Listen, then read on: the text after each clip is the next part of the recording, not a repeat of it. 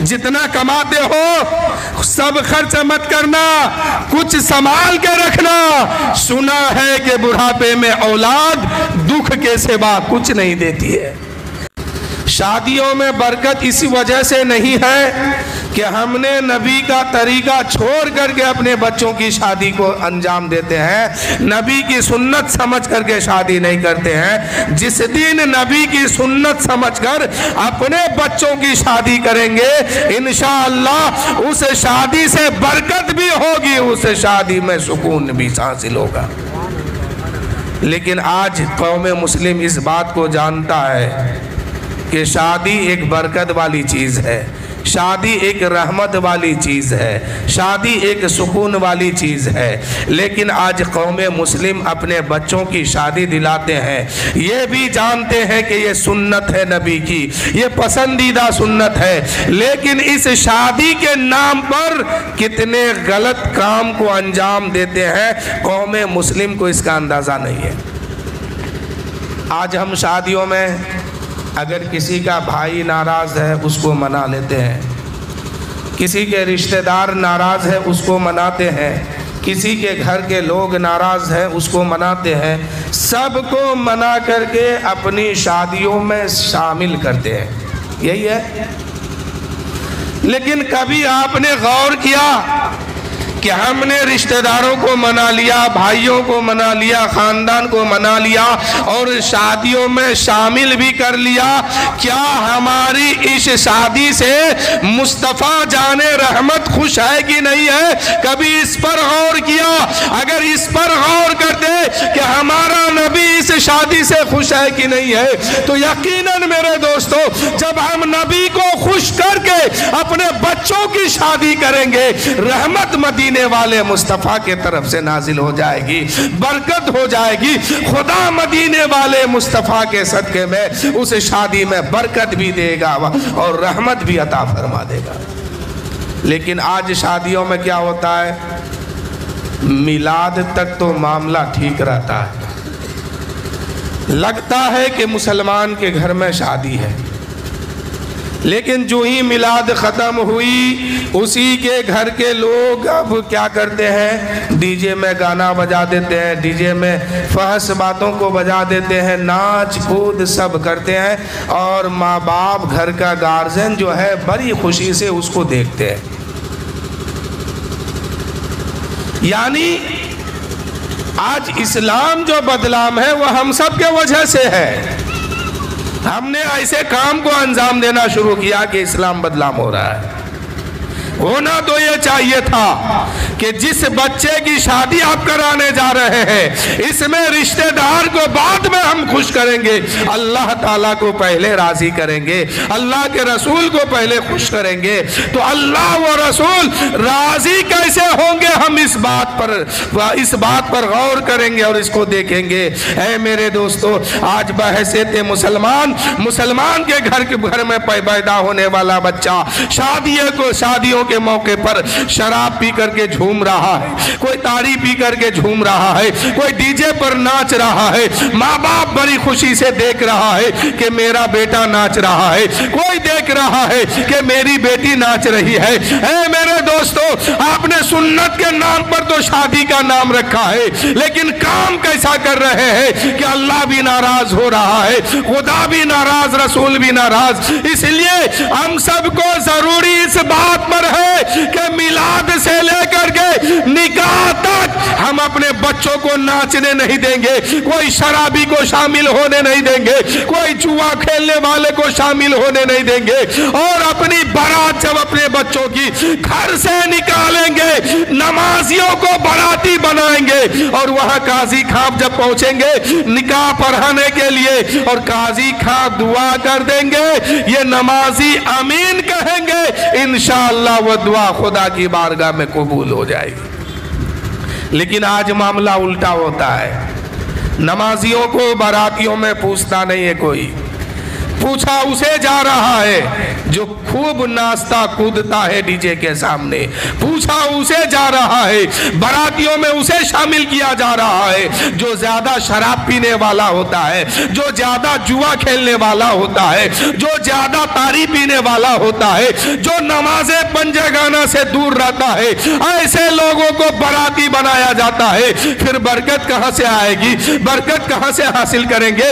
अगर बरकत चाहिए तो बहैसियत बाप अपने बच्चों की शादियों में, बारातियों में ऐलान कर दे कि जो नमाज नहीं पढ़ता है वो मेरे बेटे की शादी में बाराती में शामिल नहीं होगा, जो जुआ खेलता है वो बारातियों में शामिल नहीं होगा, जो शराब पीता है वो बारातियों में शामिल नहीं होगा।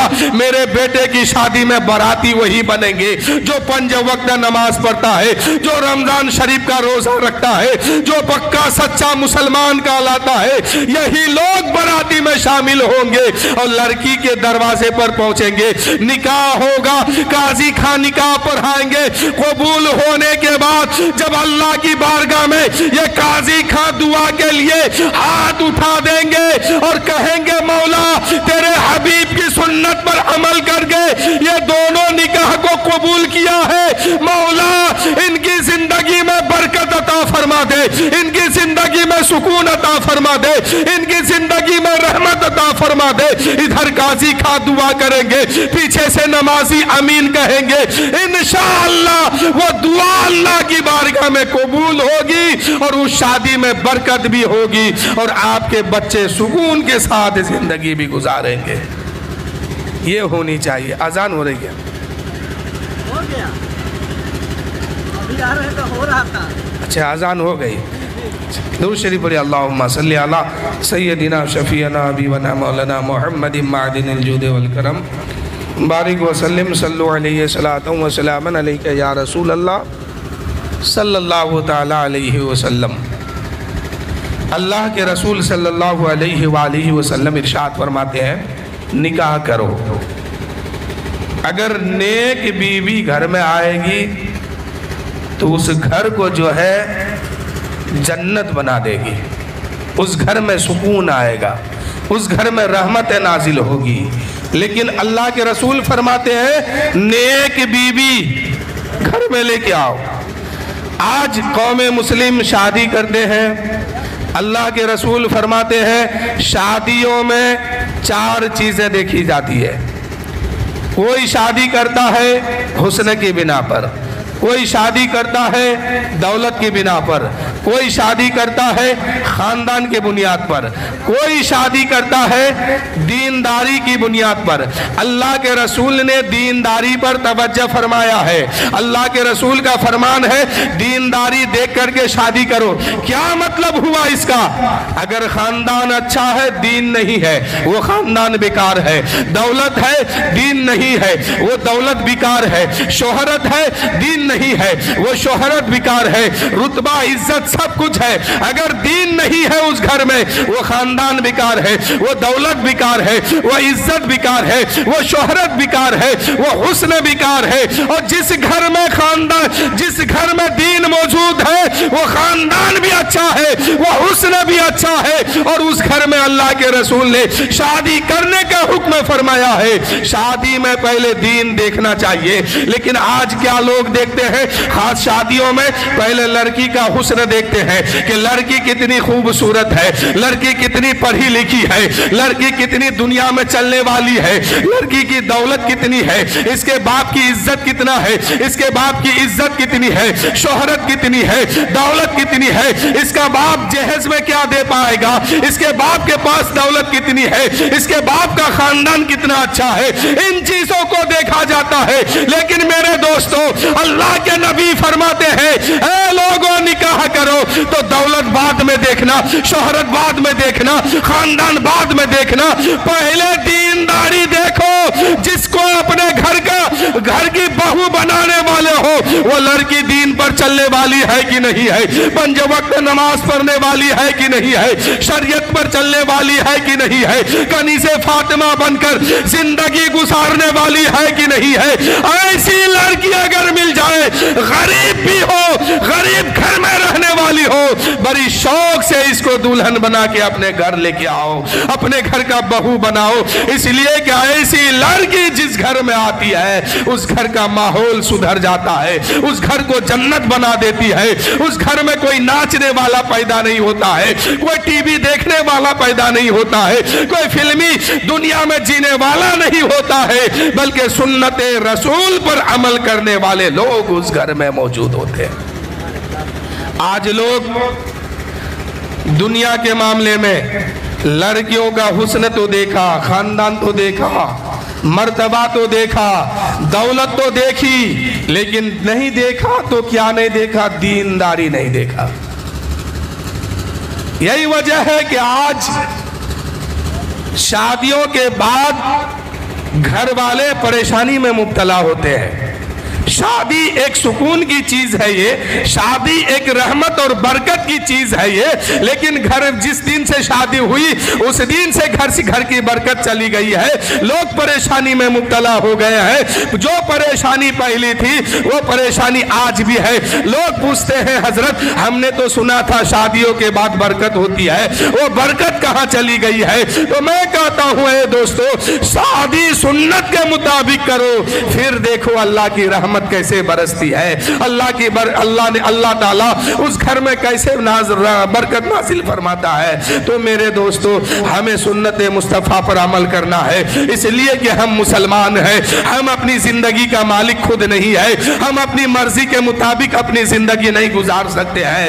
ہم بحیثیت مسلمان ہماری مرضی نہیں چلے گی، مرضی ہوگی تو اللہ کی ہوگی، مرضی ہوگی تو رسول کی ہوگی، مرضی ہوگی تو اسلام کی ہوگی، مرضی ہوگی تو مصطفیٰ کے قانون کا ہوگا، مرضی ہوگی تو نبی کی شریعت کی ہوگی۔ جو ان کے مطابق اپنی زندگی گزارے وہ یہاں بھی کامیاب ہے، اور اس دنیا سے جب جائے گا وہ وہاں بھی کامیاب ہے۔ میرے دوستو آج ایک لڑکی کا باپ جب ایک داماد کھوجتا ہے، وہ پہلے دیکھتا ہے کہ لڑکا کتنا کماتا ہے، یہ نہیں دیکھتا کہ لڑکا شرابی ہے، یہ نہیں دیکھتا کہ لڑکا جوا کھیلنے والا ہے، یہ نہیں دیکھتا ہے کہ لڑکا عیاش ہے، بلکہ یہ دیکھا جاتا ہے کہ لڑکا کماتا کتنا ہے، اس کے پاس پیسہ کتنا ہے، وہ کون سا کام کرتا ہے، کون سی فیکٹری میں رہتا ہے، کون سی نوکری اس کے پاس ہے۔ میرے دوستو یہ دیکھنے کا حکم نہیں ہے، دیکھنا ہے تو پہلے اس لڑکے کے اندر دین دیکھو کہ وہ نمازی ہے کہ نہیں، قرآن پاک کی تلاوت کرنے والا ہے کہ نہیں ہے، شریعت پر چلنے والا ہے کہ نہیں ہے، اللہ کی فرما برداری کرنے والا ہے کہ نہیں ہے، نبی سے سچی محبت کرنے والا ہے کہ نہیں ہے۔ اے میرے دوستو جو اللہ و رسول کا فرما بردار ہو، ایسے لڑکوں کے ہاتھ میں اپنی بیٹی کا ہاتھ دو، اس لیے کہ جو اللہ و رسول کا فرما بردار ہوگا وہ تیری بیٹی کا کبھی غدار نہیں ہوگا، اور جو اللہ و رسول کا نافرمان ہوگا وہ لاکھوں کروڑوں کماتا ہوگا لیکن کبھی تیری بیٹی کا وفادار نہیں ہوگا۔ اس لیے کہ وفاداری دولت کے بنا پر نہیں ہے، شہرت کے بنا پر نہیں ہے، نوکری کے بنا پر نہیں ہے، سنت مصطفیٰ کے بنا پر ہے۔ وفاداری تو نبی کی حدیث سے ہے، نبی کی محبت میں ہے، نبی سے جو سچی محبت کرتا ہے وفادار وہی بن سکتا ہے، باقی دوسرا نہیں کوئی۔ تو میرے دوستو آپ اپنے بچوں کی شادی کیجئے، صرف لڑکی کو دیندار مت دیکھیے، لڑکوں کے اندر بھی ڈھونڈیے کہ لڑکا دیندار ہے کہ نہیں ہے۔ آج ایک انجینئر 1 لاکھ روپیہ کماتا ہے، ایک ڈاکٹر 2 لاکھ روپیہ کماتا ہے، شادی بیاہ کرتا ہے، کچھ دن کے بعد کیا ہوتا ہے، میاں بیوی میں اتفاق ہوتا ہے، کورٹ کچہری سب اس کے سامنے ہو جاتا ہے۔ آج کورٹ اور کچہری میں جا کے دیکھے گا نا، بڑے بڑے گھر والوں کی بہو اور بیٹا کا لسٹ پڑا ہوا ہے، کوئی غریب کا نہیں ہے زیادہ، لیکن زیادہ تر امیر لوگوں کے یہاں کا ہے یہ معاملہ کوर्ट کچہری تک پہنچتا ہے. کیوں پہنچتا ہے؟ کہ ڈاکٹر دیکھ کر کے بیٹی دیا تھا, انجینئر دیکھ کر کے بیٹی دیا تھا, ماسٹر دیکھ کر کے بیٹی دیا تھا, بزنس مین دیکھ کر کے بیٹی دیا تھا, لیکن یہ نہیں دیکھا تھا کہ یہ لڑکا نبی کا وفادار ہے کہ نہیں ہے, اللہ کی فرما برداری کرنے والا ہے کہ نہیں ہے, نبی سے سچی محبت کرتا ہے کہ نہیں ہے, نبی کی سنت پر عمل کرتا ہے کہ نہیں ہے. اے میرے دوستو, کاش اگر اپنی بیٹی کی شادی میں سب سے پہلے لڑکے کے اندر یہ دیکھ لیتے کہ نبی سے محبت کرنے والا ہے کہ نہیں ہے, نبی کی سنت پر چلنے والا ہے کہ نہیں ہے. اگر یہ دیکھ کر کے بیٹی دیتے, آپ کی بیٹی ایک ٹائم بھوکی تو رہ لیتی, لیکن آپ کو اور آپ کی بیٹی کو اس گھر میں کبھی تکلیف نہیں ہوتی, آپ کی بیٹی کو کبھی پریشانی نہیں ہوتی. پریشانی ہونے کی وجہ یہی ہے کہ آپ دین نہیں دیکھتے ہیں, سنت نہیں دیکھتے ہیں, نمازی نہیں دیکھتے ہیں, اور شریعت پر چلنے والا لڑکا نہیں کھوجتے ہیں, صرف دیندار دنیا میں چلنے والے لوگوں کو کھوجتے ہیں. یہی وجہ ہے کہ آپ شادی کے بعد بھی کبھی داماد سے پریشان ہوتے ہیں, کبھی ساس بہو سے پریشان ہوتی ہے, یعنی دونوں گھر کا ماحول بگڑتا ہے. ایک باپ اپنے بیٹے کا رشتہ لگاتا ہے, کیا کہتا ہے, میرا بیٹا اتنا کماتا ہے, میرا بیٹا 1 لاکھ روپیہ مہینہ کماتا ہے, 50,000 روپیہ مہینہ کماتا ہے. اب لڑکی کا باپ دیکھتا ہے کہ اس کا بیٹا اتنا کماتا ہے, چاہے لڑکا جو بھی ہو, اب شادی ہوگی تو اسی گھر میں ہوگی, نکاح ہوگا تو اسی سے ہوگا, اس کے لیے 10 لاکھ کا دہیز نکال کے دے دیتے ہیں. اب جب شادی ہوتی ہے, اب وہی باپ جو کہتا تھا میرا بیٹا 1 لاکھ کماتا ہے, 2 لاکھ کماتا ہے, شادی کے بعد جو ہے وہی باپ مولانا کے پاس جاتا ہے, حضرت تعویذ دیجئے, اس لیے کہ میرا بیٹا شادی کے بعد شادی سے پہلے میرا کہنا مانتا تھا, شادی کے بعد میری بات نہیں مانتا ہے, اپنی بیوی کی بات مانتا ہے, مجھے مارنے بھی اٹھتا ہے, مجھے کھانے بھی نہیں دیتا ہے, میں پریشانی میں مبتلا ہو گیا ہوں. اے میرے دوستو, یہ شادی کے بعد ایک باپ پریشانی میں مبتلا کیوں ہوتا ہے؟ وہ اس لیے ہوتا ہے کہ بیٹا کو انجینئر تو بنایا ہے لیکن نبی کی سنت نہیں سکھایا ہے, بیٹا کو ڈاکٹر تو بنایا ہے مگر نبی کا طریقہ نہیں بتایا ہے, بیٹا کو ماسٹر تو بنا دیا ہے لیکن نبی کی سنت پر چلنے والی زندگی اس کو نہیں دیا ہے, سنت مصطفیٰ پر عمل کرنا نہیں سکھایا ہے, نہ سنت مصطفیٰ پر چلنا سکھایا ہے. اس لیے ایک ڈاکٹر کا باپ آج پریشان ہے, ایک ماسٹر کا باپ ایک پریشان ہے, ایک انجینئر کا باپ آج پریشان ہے. وجہ یہی ہے کہ اس نے تعلیم تو دی مگر سنت مصطفیٰ والی تعلیم نہ دی, دنیاوی تعلیم دی. آئے میرے دوستو, آپ دنیاوی تعلیم دیجئے, منع نہیں ہے, آپ ڈاکٹر بھی بنائیے, انجینئر بھی بنائیے, ماسٹر بھی بنائیے, لیکن ساتھ ہی میں اس کے اندر سنت بھی سکھائیے, شریعت بھی بتائیے, دین بھی بتائیے, نبی سے محبت کرنے کا طریقہ بھی سکھائیے, خدا کی فرما برداری کرنے والی زندگی بھی اسے دیجئے, خدا سے سچی محبت کرنے والا اسے بنائیے. اس لیے کہ میرے دوستو, ڈاکٹر بن جائے گا اگر وضو کا طریقہ اس کے پاس نہیں ہے, اس کا علم بیکار ہے. انجینئر بن گیا ہے, نماز پڑھنے کا طریقہ اس کے پاس نہیں ہے, اس کا علم بیکار ہے. ایسے علم سے کوئی فائدہ ہونے والا نہیں ہے جس سے آخرت بگڑ جائے, جس سے آخرت نہ سنبھل پائے. اس لیے انجینئر بناؤ, ڈاکٹر بناؤ, ماسٹر بناؤ, لیکن نبی کی حدیث اسے سکھاؤ, نبی کی سنت سکھاؤ, نبی کا قانون بتاؤ, نبی کا طریقہ بتاؤ, وہ رسول کی حدیث اسے سمجھاؤ. اس لیے کہ میرے دوستو, جو نبی کی سنت پر اپنی زندگی گزارنے والا بیٹا ہوگا, وہ بیٹا کبھی ماں کو نہیں تکلیف دے گا, وہ بیٹا کبھی باپ کو تکلیف نہیں دے گا. اس لیے کہ جب اسے بتایا جائے گا, اے میرے بیٹے, نبی کی حدیث ہے, میرے آقا فرماتے ہیں باپ کے قدم کے نیچے جنت کا دروازہ ہے, ماں کے قدم کے نیچے جنت ہے, جو ان دونوں کو راضی رکھے گا اسی کو جنت ملے گی. جب نبی کی اس حدیث کو اپنے بیٹے کو پڑھاؤ گے, وہ بیٹا کچھ بھی کر سکتا ہے لیکن ماں باپ سے کبھی غداری نہیں کر سکتا ہے. جب اسے بتاؤ گے, اے بیٹا, جو ماں باپ کو ناراض کرتا ہے اس کے لیے دوزخ ہے, اور جو ماں باپ کو راضی کر کے جاتا ہے اس کے لیے جنت ہے. جب ان باتوں کو وہ سیکھے گا, बेटा शादी के बाद ना बहकेगा, ना शादी से पहले गद्दार बनेगा। आज जो बेटा माँ बाप का गद्दार बनता है वो यही वजह है कि नबी की हदीस उसे नहीं समझाता है, नबी का कानून उसे नहीं बताते हैं, नबी की सुन्नत नहीं बताते हैं। तुम्हारी जन्नत यही है, अगर ये दोनों राजी हो गए जन्नत मिल जाएगी, अगर ये दोनों नाराज होके चले गए अब नमाज काम नहीं आएगी, रोजा काम नहीं आएगा, हज काम नहीं आएगा। सैकड़ों हज कर लो बचोगे नहीं, इसलिए कि जो माँ बाप को राजी रखता है, खुदा फरमाता है, रसूल पाक की हदीस है, माँ बाप की रजा खुदा की रजा है। माँ बाप अगर नाराज है खुदा भी नाराज है। खुदा को राजी रखना है तो पहले माँ और बाप को राजी रखो। अल्लाह के रसूल की बारगाह में एक सहाबी अर्ज करते हैं, या रसूल अल्लाह, या हबीब अल्लाह, हम कैसे पता करें कि मेरी माँ, हम कैसे पता करें कि मेरा खुदा मुझसे राजी है कि नहीं है। इस बात को गौर से सुनिए कि मेरा खुदा मुझसे राजी है कि नहीं है, कैसे पता करें। अल्लाह के रसूल सल्लल्लाहु अलैहि वसल्लम इरशाद फरमाते हैं कि जिसे पता करना हो कि उसका खुदा, जिसे पता करना हो कि खुदा राजी है कि नाराज है, वो अपने घर चले जाए, अपनी माँ को देखे, अपने बाप को देखे। अगर माँ बाप राजी है तो खुदा भी राजी है, माँ बाप नाराज है तो खुदा भी नाराज है। माँ बाप की रजा में खुदा की रजा है, माँ बाप की नाराजगी में खुदा की नाराजगी है। आज पूरी दुनिया को हम मना लेते हैं लेकिन माँ बाप को नहीं मना पाते हैं। क्यों?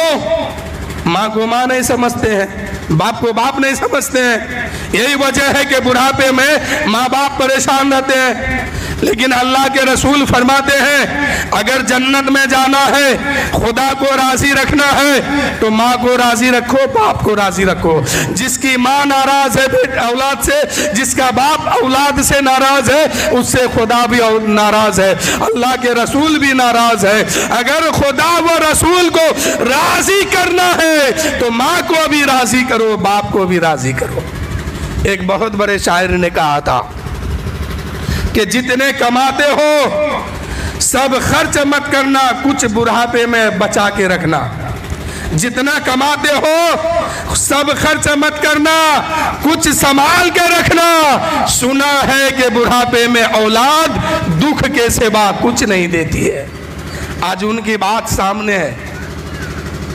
आज जितने माँ बाप बुढ़ापे में पहुंचते जाते हैं उसकी औलाद उसको उतनी ही तकलीफ पहुंचाते जाता है, लेकिन वो जानता नहीं है कि मेरी जन्नत यही है। इसलिए मैं आपसे भी कहता हूं, मेहनत करते हैं, कमाते हैं, बाल बच्चे को पालते हैं, सब ठीक है, लेकिन सब मत लुटा देना। बुढ़ापे में कुछ बचा के बुढ़ापे के लिए रखना। इसलिए कि जितना कमाते हो सब मत खर्च करना, कुछ संभाल के रखना। सुना है कि बुढ़ापे में औलाद दुख के सिवा कुछ नहीं देती है। आज देखिए माहौल क्या है हमारे मोहल्ले का, हमारे माशरे का, कि माँ बाप कई दिन से खा नहीं रहे ठीक से, लेकिन बेटे को कोई फर्क नहीं पड़ता है। माँ बीमार है, बच्चों को कोई फर्क नहीं पड़ता है।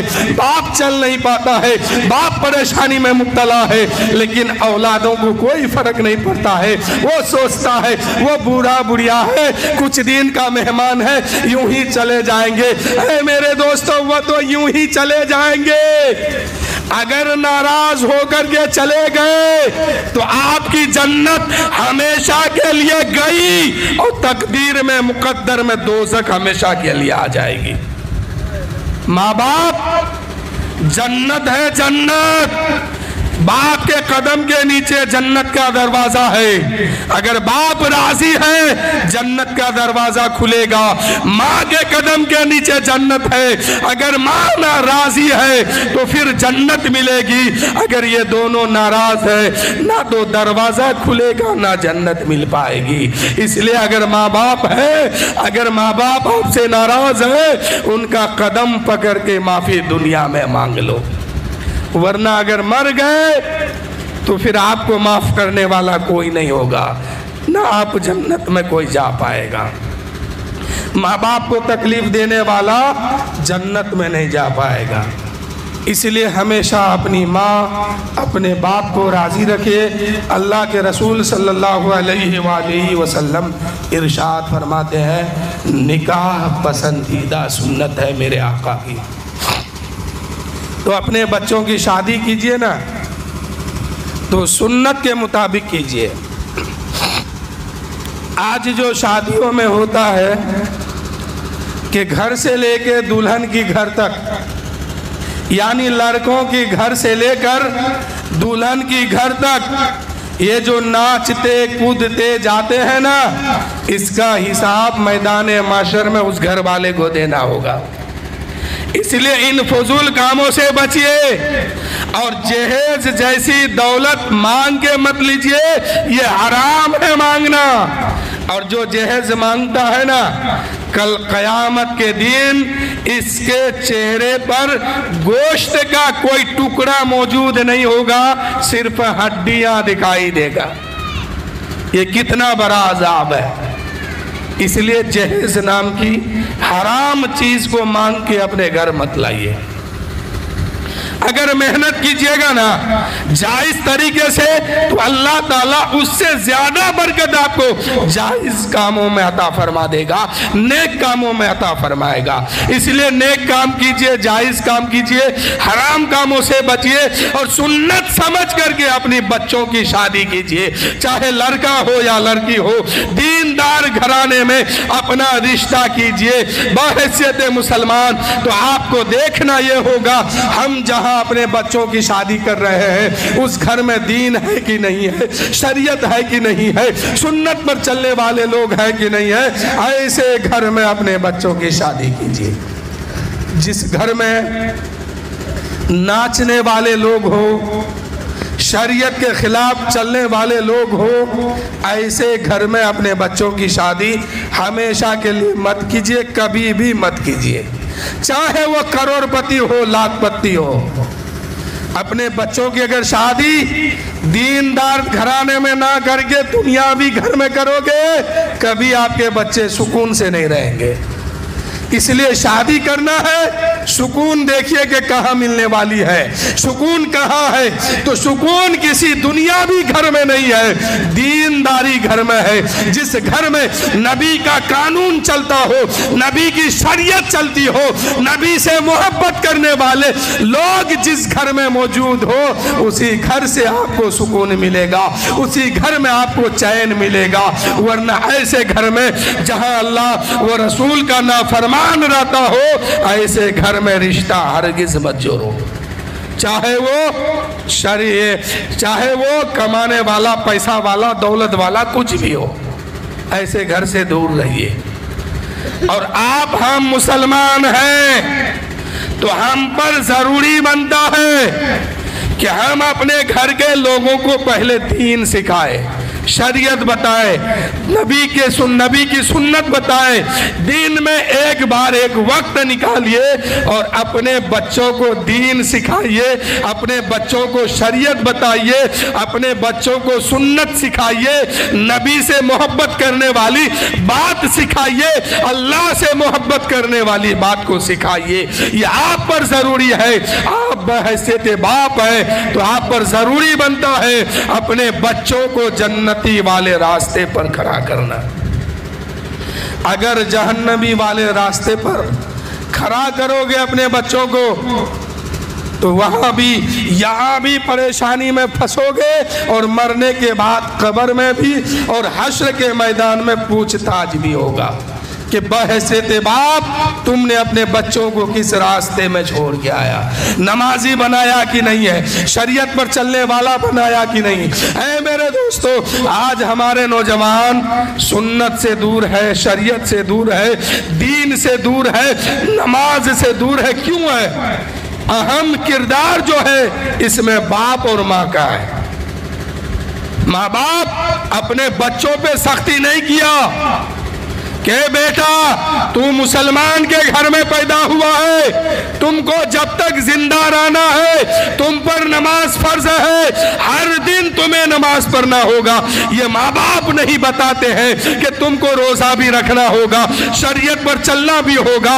اے میرے دوستو, ماں باپ پر ضروری بنتا ہے کہ پہلے اپنے بچوں پر سختی کرے اور کہے کہ تم مسلمان ہو, تم کو نماز پڑھنا ہوگا, شریعت پر چلنا ہوگا, سنت مصطفیٰ پر عمل کرنا ہوگا. یہ ایک ماں باپ پر ضروری ہے کہ وہ اپنے بچوں کو سکھائیے.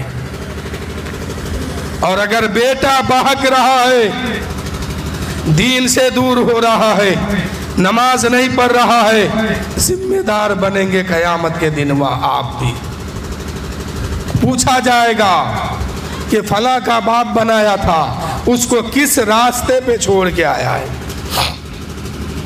اس لیے ہمیشہ اس بات پر غور کیجئے کہ ہمارا پریوار, ہمارا خاندان, ہمارے گھر کے لوگ نبی سے محبت کرنے والا کب بنیں گے, سنت پر چلنے والا کب ہوں گے, نمازی کب بنیں گے, پکا سچا ایمان والا کب ہوں گے.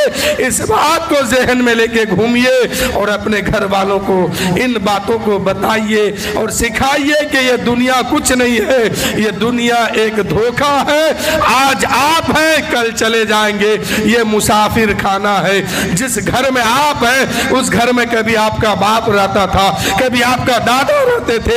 آج وہ نہیں ہے, آپ ہیں. ایک دن آپ چلے جائیں گے, آپ کے بچے بچیں گے, ایک دن وہ بھی چلا جائے گا, اس کے بچے رہیں گے, گھر رہ جائے گا, مکان رہ جائے گا, لوگ چلے جائیں گے کہ بلبلیں اڑ جائے گی, سونا چمن رہ جائے گا.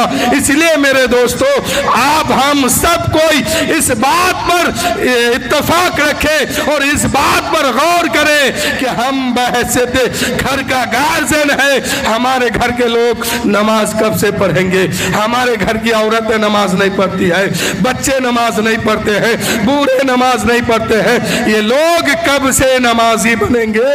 اس بات پر سختی کیجئے, اس بات پر غور کیجئے. اس لیے کہ میرے دوستو, آج ہماری ماؤں کے اندر, ہمارے بھائیوں کے اندر ایک بات آتی ہے ذہن میں, اور ہماری گھر کی عورتیں کہتی ہیں اپنے بچوں سے, فلاں کا بیٹا کماتا ہے, فلاں کا بیٹا اتنا پیسہ کماتا ہے, اتنا کماتا ہے, تو کب کمائے گا, تو کب پیسہ لائے گا, تو کب دولت کمائے گا. لیکن اے میری ماں بہنوں, میں تم سے بھی کہنا چاہتا ہوں, یہ سوال تیرا غلط ہے. پہلے تم اپنے بچوں کو یہ تعلیم دو کہ اے میرے بیٹے, اے میرے بچے, فلاں کا بیٹا نماز پڑھتا ہے, تو کب پڑھے گا, فلاں کا بیٹا روزہ رکھتا ہے, تو کب رکھے گا, فلاں کا بیٹا نبی سے محبت کرتا ہے, تو کب نبی سے محبت کرے گا, فلاں کا بیٹا نبی کی شریعت پر عمل کرتا ہے, تو کب کرے گا. جب آپ کا بیٹا نبی سے محبت کرنے والا ہوگا تو خود بخود وہ کمانے لگے گا, خود بخود وہ ترقی کرے گا. اس لیے ہمیں تعلیم یہ بھی دینی ہے, اے میرے بیٹے, فلاں کا بیٹا شریعت پہ چلتا ہے, تو کب نبی کی شریعت پر عمل کرے گا. اس پر بھی ہمیں غور کرنی ہے, اس پر بھی ہمیں عمل کرنی ہے. تو میرے دوستو, ہم سب کو جو ہے اللہ و رسول کی فرما برداری کے ساتھ اپنی زندگی گزارنی چاہیے. اس لیے کہ کامیاب انسان وہی ہے جو اللہ کے رسول اور اللہ کی فرمان پر سچے دل سے عمل کرتا ہے اور اپنے نبی, اپنے رسول, اپنے خدا سے سچی محبت کرتا ہے, وہی کامیاب ہے. گھر بنا لینا یہ کامیاب نہیں ہے, نوکری لینا یہ کامیاب نہیں ہے, پیسہ کما لینا یہ کامیاب نہیں ہے. کامیاب تو تب ہے جب آخرت کے لیے یہاں رہ کے کچھ تیاری کر لے وہاں جانے کے لیے, اور کچھ سامان اکٹھا کر لے کہ ہم جب اس دنیا سے جائیں گے ہم اپنا اچھا اعمال لے کے جائیں گے, نیک کاموں کو لے کے جائیں گے, تب ہم کامیاب یہاں بھی ہے, ہم کامیاب وہاں بھی ہے.